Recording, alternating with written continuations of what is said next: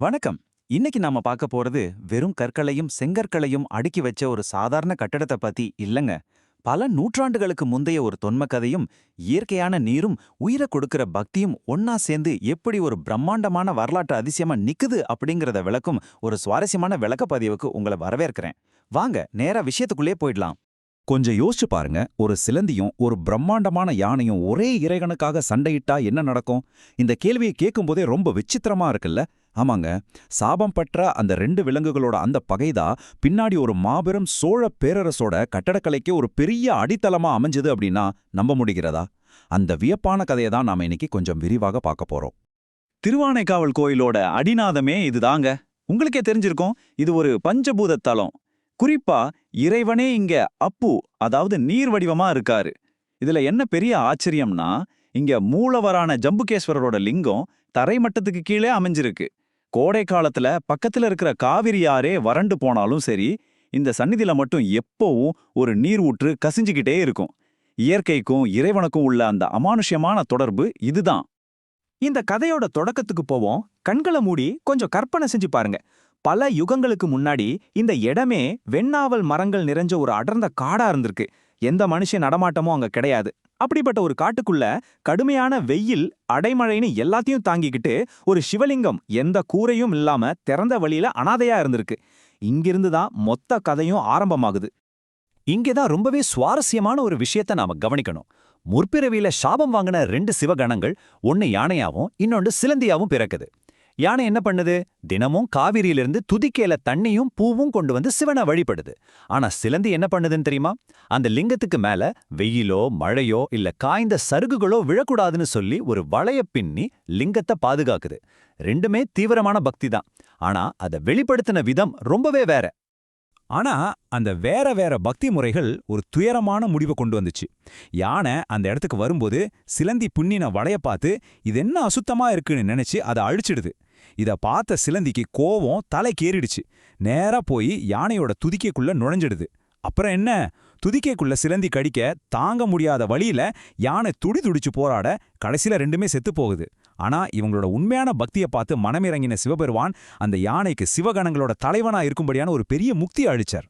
சரி, யானைக்கும் முக்தி கிடைச்சிடுச்சு, அந்த சிலந்திக்கு என்ன ஆச்சுன்னு நீங்க யோசிக்கலாம். அங்கதான் கதையில ஒரு பெரிய திருப்புமுனையா இருக்கு. அந்த சிலந்தி தன்னோட மறுபிறவில கோச்செங்கட் சோழன் அப்படிங்கிற ஒரு மாபெரும் சோழ அரசனா பிறக்குது. சும்மா இல்லைங்க, தன்னோட முற்பிறவி நினைவுகள் அப்படியே இருக்க அந்த அரசன் தன்னோட வாழ்நாள்ல சுமார் 70 பிரம்மாண்டமான கோயில்களை கட்டியிருக்காருன்னா பாத்துக்கோங்களேன். இந்த அரசன் கட்டின கோயில்கள்ல ஒரு தனித்துவமான வடிவமைப்பு இருந்துச்சு. அதுதான் மாடக்கோயில். போன பிறவியில யானையால ஏற்பட்ட அந்த மோசமான அனுபவம் அவருக்குள்ள ஒரு பெரிய பாதிப்பை ஏற்படுத்தி இருந்துச்சு. அதனாலேயே ஒரு யானை நினைச்சாலும் சந்நிதிக்குள்ள நுழைய முடியாதபடி ரொம்ப குறுகலான செங்குத்தான உயரமான படிகளை வச்சு இந்த கோயில்களை வடிவமைச்சார். அப்படி அவர் கட்டின முதல் மாடக்கோயில் தான் நாம இப்ப பாத்துக்கிட்டு இருக்கிற திருவானைக்காவல். இந்த கோயிலோட பிரம்மாண்டத்தை எப்படி சொல்றதுனே தெரியல. சுமார் 18 ஏக்கர் பரப்பளவு. நினைச்சு பாருங்க, உள்ள 5 பெரிய பிரகாரங்கள் இருக்கு. அது மட்டுமா, இங்க இருக்கிற சிற்பக்கலை நுட்பம் உங்களை அப்படியே மெய்சில் இருக்க வைக்கும். வெளிப்பிரகாரத்துல இருக்கிற முக்காலி முனிவரோட அபூர்வ சிற்பம், அப்புறம் பிரம்மா விஷ்ணு சிவன் மூவருமே சமம் அப்படிங்கிறத உணர்த்தும் ஏகலாதர் சிற்பம், இதெல்லாம் வெறும் கதை இல்லைங்க, கல்லில் செதுக்கப்பட்ட மாபெரும் நிஜங்கள். சரி, இப்போ ஒரு பிராக்டிக்கலான கேள்விக்கு வருவோம். இவ்ளோ பெரிய கோயிலை கட்டுறப்போ அந்த அரசனுக்கு ஒரு பெரிய சவால் இருந்திருக்கு. ஒரு கட்டத்துல கஜானாவுல காசே இல்ல. அப்படி ஒரு சூழ்நிலையில இரவு பகலா உழைக்கிற 1000 கணக்கான தொழிலாளர்களுக்கு எப்படி கூலி கொடுத்திருப்பாரு? இதற்கான விட ஒரு சூப்பரான தெய்வீக அற்புதத்துக்குள்ள ஒளிஞ்சிருக்கு. கோயிலோட 4வது திருச்சுற்று மதிலை கட்டும்போதுதான் இந்த சம்பவம் நடக்குது. தொழிலாளர்களுக்கு கூலி கொடுக்க பணம் இல்லாதப்போ சிவபெருமானே நேரா ஒரு சித்தர் வேஷத்துல வந்து ஒவ்வொருத்தருக்கும் திருநீற்ற கூலியா கொடுத்தாராம். நம்புங்க, அந்த திருநீரு ஒவ்வொருத்தரோட உழைப்புக்கு ஏத்த மாதிரி அப்படியே தங்கமா மாறிடுச்சான். அதனாலேயே இந்த மதிலுக்கு திருநீற்றான் மதில் அப்படின்னே பேர் வந்துச்சு. நாம செய்யற வேலைக்கு சாட்சாத் கடவுளே வந்து கூலி கொடுக்கறாருன்னா எப்பேற்பட்ட சிலிர்ப்பான விஷயம் அது. இப்போ நம்ம விளக்கப்பதிவோட இன்னொரு முக்கியமான பகுதிக்கு வருவோம். நாம ஆரம்பத்திலேயே இது நீர்த்தலம்னு பார்த்தோம் இல்லையா? அந்த ஜம்புலிங்கம் எப்படி உருவானது தெரியுமா?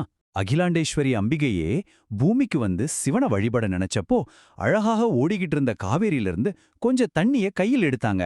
அம்பிகையோட கைகள்ல அந்த தண்ணியே அப்படியே உறைஞ்சி சிவலிங்கமா மாறிடுச்சு. நீரால் செய்யப்பட்ட அந்த லிங்கம் தான் ஜம்புகேஸ்வரர். தண்ணியே கடவுளா மாறின அபூர்வமான தருணம் இது. இந்த ஸ்லைட்ல நீங்க பார்க்குற விஷயம் ரொம்பவே சுவாரஸ்யமானது. ஆரம்ப காலத்துல அகிலாண்டேஸ்வரி ரொம்பவே உக்ரமான ஒரு வடிவத்துல இருந்தாங்களாம். பக்தர்கள் கிட்ட போய் வழிபடவே பயப்படுவாங்களாம். அப்போதான் ஆதிசங்கரர் இங்க வராரு. அவர் என்ன பண்ணாருன்னா, ஸ்ரீசக்கர ரூபமான காதணிகளை, அதாவது தாடகங்களை செஞ்சு அம்பிகைக்கு போட்டுவிட்டு அவங்களோட கோபத்தை தணிச்சார்.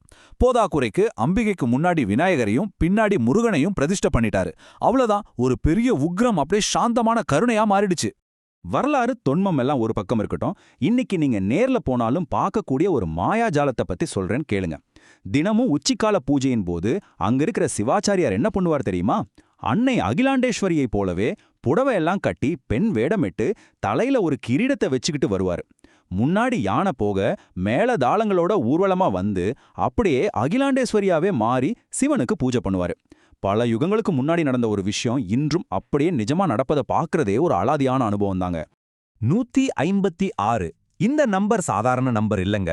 திருவானைக்காவல் கோயில் பல நூற்றாண்டுகளா எப்படி கொஞ்சம் கொஞ்சமா வளர்ந்தது அப்படிங்கிறதுக்கான ஆதாரமே இந்த 156 கல்வெட்டுகள் தான். பாண்டியர்கள், சோழர்கள், ஹொய்சாலர்கள், விஜயநகர அரசர்கள்னு பல வம்சங்களைச் சேர்ந்தவங்க இந்த கோயிலை தொடர்ந்து பராமரிச்சு கட்டியிருக்காங்க.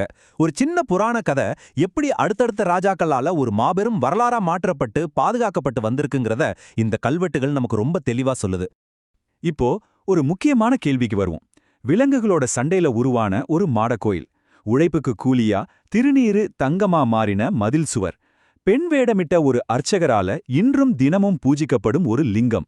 இதுல எது வரலாறு, எது தொன்மம்? சத்தியமா ரெண்டையும் பிரிக்கவே முடியாதுங்க.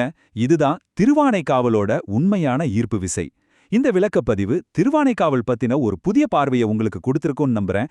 இந்த மாதிரி இன்னொரு சுவாரஸ்யமான தகவல்களோடு மீண்டும் சந்திக்கலாம்.